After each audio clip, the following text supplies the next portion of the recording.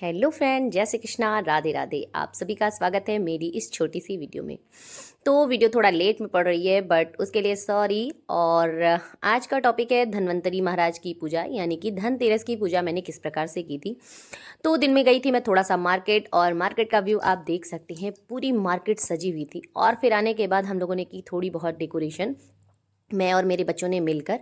और फिर स्टार्ट हुई हमारी धनतेरस की पूजा।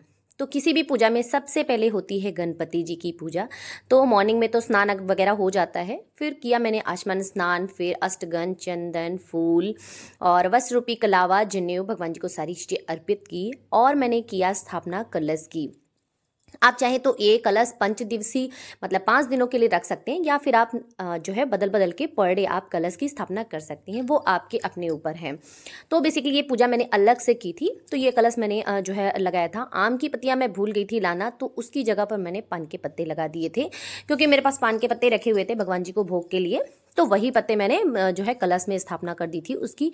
कलश में अष्टगन सॉरी पान सुपारी और हल्दी और लौंग इलायची, सॉरी भूल गई थी, लौंग इलायची, कमलगट्टा, हल्दी, सुपारी, ये 5 चीज़ें आप उसमें करके डाल सकते हैं। आप दुर्वा डाल सकते हैं, इसके अलावा आप जो है पुष्प डाल सकते हैं। तो ये सारी चीज़ें करके मैंने डाल दिया उसमें। फिर हम लोगों ने की जो है धन्वंतरी महाराज की पूजा। तो इस तरह से मेरे पास चित्र है भगवान जी का, मतलब कि धन्वंतरी महाराज जी का। तो उनका मैंने चित्र जो है स्थापित किया। भगवान जी का आसन देकर पीले रंग का वस्त्र बिछाया, और उस पर आसन देकर भगवान जी का वस्त्र जो है सॉरी चित्र जो है विराजमान किया। फिर उनका स्नान कराया, फिर उन्हें अष्टगन, चंदन इत्यादि अर्पित किए। फिर वस्त्र रूपी कलावा अर्पित किया, जनेऊ अर्पित किया, और भगवान जी को इत्र अर्पित किया। और फिर भोग की थाली अर्पित की। भोग की थाली में आप औषधि रूप में कुछ भी रख सकते हैं, मतलब कि लौंग, इलायची, नींबू, सिंघाड़ा, मतलब जो भी जिस भी प्रकार के आपको औषधि रूप में जो भी चीज़ें मिल जाएं, जैसे कि मैंने तुलसी पत्र रखा था, और सी बहुत सारी चीज़ें थी, नारियल था, फल था, और जो भी चीज़ें आपको पर्याप्त मात्रा में मिल जाए वो सारी चीज़ें आप अर्पित कर सकते हैं। या फिर आप कोई औषधि जो है कोई लेते हैं, आयुर्वेद टाइप में कोई औषधि लेते हैं, तो उसे भी आप भगवान जी को अर्पित कर सकते हैं, जैसे कि आंवला जूस हो गया, एलोवेरा जूस हो गया, इस तरह की चीज़ें भी आप अर्पित कर सकते हैं भगवान जी को। फिर हमने किया झाड़ू का पूजन। आज के दिन झाड़ू का विशेष होता है पूजन। तो उस पर भी मैंने जो है आचमन स्नान कराया। फिर उसके बाद अष्टगन, चंदन उस पर भी अर्पित किया, और कलावा उसमें लपेटा, क्योंकि शुभ होता है। इसके अलावा जो भी बर्तन वगैरह चीज़ें लाते हैं, वो सारी चीज़ों का भी मैंने इस आज के दिन ही पूजन किया। तो बेसिकली मैं सिर्फ पीतल ही खरीदती हूँ आज के दिन, पीतल के बर्तन, और फिर चांदी का सिक्का। लेकिन ये सारे जो बर्तन है, ये पहले से मतलब 2-4 दिन, महीने 1.5 महीने पहले ही मैं थोड़ा थोड़ा करके ले आकर रख दी थी। और आज के दिन मैंने ली भगवान जी के लिए भोग की कटोरियाँ, छोटी छोटी भोग की कटोरियाँ ली थी।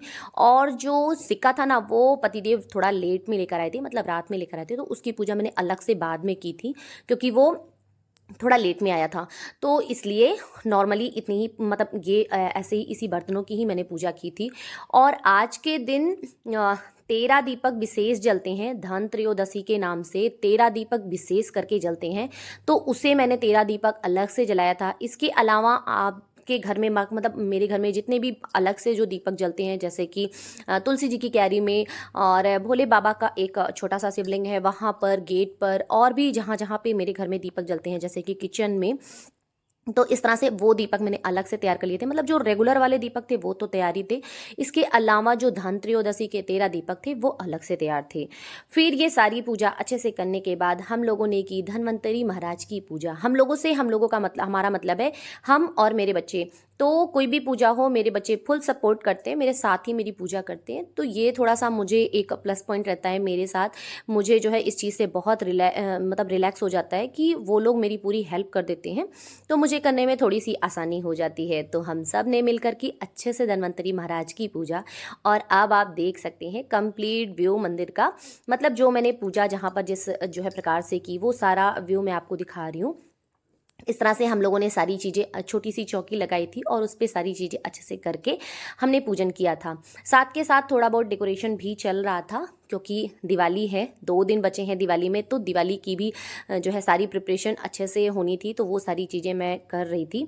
और भोग में था थोड़े से गरम मसाले, मतलब जो औषधि के रूप में यूज़ करते हैं वो मसाले थे, हल्दी थी, नींबू था, लौंग इलायची थी, धनिया था, और और भी बहुत सारी चीज़ें थी, तुलसी पत्र था, शहद था, और क्या ही बताऊँ, बहुत सारी चीज़ें थी, आंवला था, सिंघाड़ा था, ये सारी चीज़ें थोड़ी थोड़ी करके मैंने रख दी थी भगवान जी के भोग के लिए। और फल थे, नारियल था, और और जो बर्तन वगैरह ले आई थी उन सब का पूजन किया, और दीपक